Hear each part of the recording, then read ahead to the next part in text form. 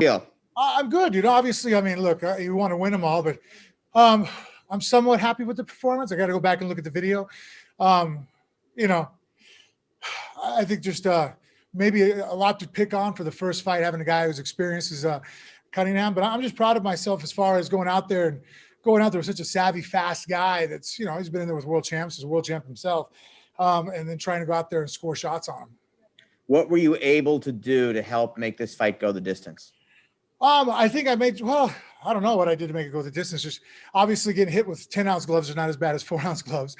So, the shots I took, nothing ever really felt like an MMA fight as far as wobbling me. But obviously, shots landed to score points. And so I think just my entrances are too much explode, jump in and grab people, which work great for MMA. I see now that that's harder to pull off in boxing, because even when you land the one shot, I clinch afterwards and look for knees and body work and takedowns. So I'm happy that if I could come in and catch Cunningham with a shot, when I go back to MMA, that conversion will do me well. So I think as far as building up my MMA striking, this an A+. As far as trying to do the things that I've been trying to train myself to do, those more boxing, I didn't, you know what I mean? I didn't come behind triple jabs and double jabs. I kind of did the old, just, 1, 2, and then come behind that, which, for some boxers that works, like, like a John Ruiz type, but I didn't make it work as well.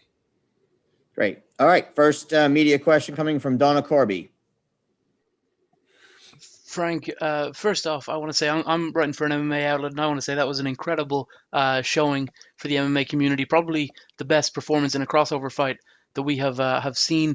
Talk to me about what's next for you. Are you going to go back to Bellator? Are you going to go back to mixed martial arts? And when's the time frame for that? Well, I have BKFC that I'm trying to get a fight in also now. And then as far as MMA, I'm not with Bellator anymore. Okay. So, I'm open to ventures there. One of my other trainers, Carl Prince, over in Manchester, we're talking about possibly doing some things over there. So just keeping my ear to the ground.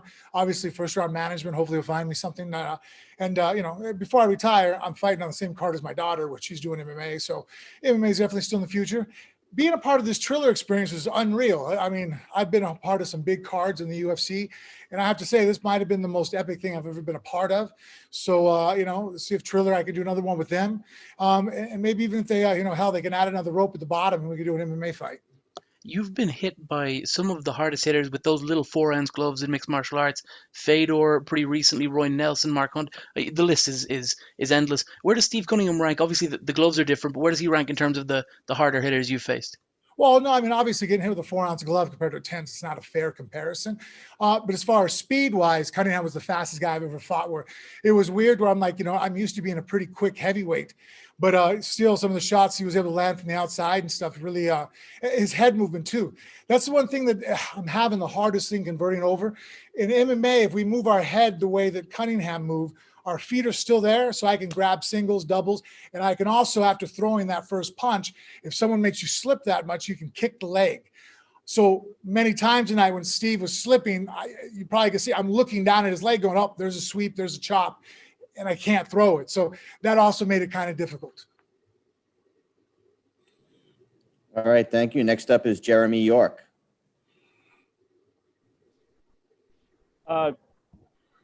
Finally, good to talk to you there, Frank. I want to echo what he said as well. I think this is one of the better performances we've seen, not only in a crossover, but I think you held up well with a world-class boxer as Cunningham. Thank you. I really appreciate it. And that's really, honestly, that took a lot of pressure off me going into this fight. I wanted to represent mixed martial arts saying, hey, we're also very good at boxing. Obviously, it was a pretty heavy task to sit there and go, I'm going to beat a boxer in my very first fight that's a world champion who's been in with world champions in a boxing match. But honestly, and I had said this going into it, and I stand true to my words, if I had lost a 6-round decision but boxed well, that was preferable to catching Steve in the first 30 seconds. Look, I'm 275 pounds. If I would have caught him with a shot and dropped him, I don't think I'd have proved anything. Besides the fact, you had a 70-pound weight advantage and you hit hard. That wouldn't do well for the MMA community. I feel like going out there and going all 6 rounds and showing proficiency was a better statement. All right, next we have Gabriel Gonzalez. Hey, Frank. First off, just to echo everyone else, great performance and great showing for the MMA community. I was wondering, can you talk to us what it was like from your standpoint waiting for it? Because over here on watching the broadcast, there was a lot of music.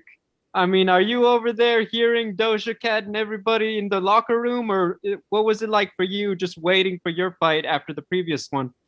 It was strange, you know. I mean, it was like I said, this is probably the most epic thing I've ever been a part of, as far as just how complex the whole apparatus was. But you know, Peter and Melissa Henricks did a phenomenal job doing the most that they could. Trying, I mean, you have production crews here, you have fight crew here, and we're all trying to intermingle. It was very interesting, though. Again, like, you know, I'm in the back, sitting there lined up, ready to walk out. People are playing music videos, or, you know, I felt like something out of a movie set, to be honest with you. Like, I'm like, this isn't real. This is something that, you know, if someone was trying to make a movie about a fight career, this is how they would depict it. And if I was watching, I'd be like, that's not realistic at all.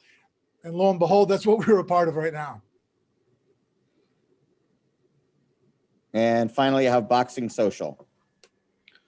Ames here for Boxing Social in association with Bedford. Frank, you're very open about wanting challenges and loving challenges in life. Was your entry into boxing the challenge you expected it to be? And also, could I ask you, you weighed in 70 pounds heavier than your opponent. Do you think maybe if you came in a little bit lighter, it might have affected your performance in a better sense? I mean, no.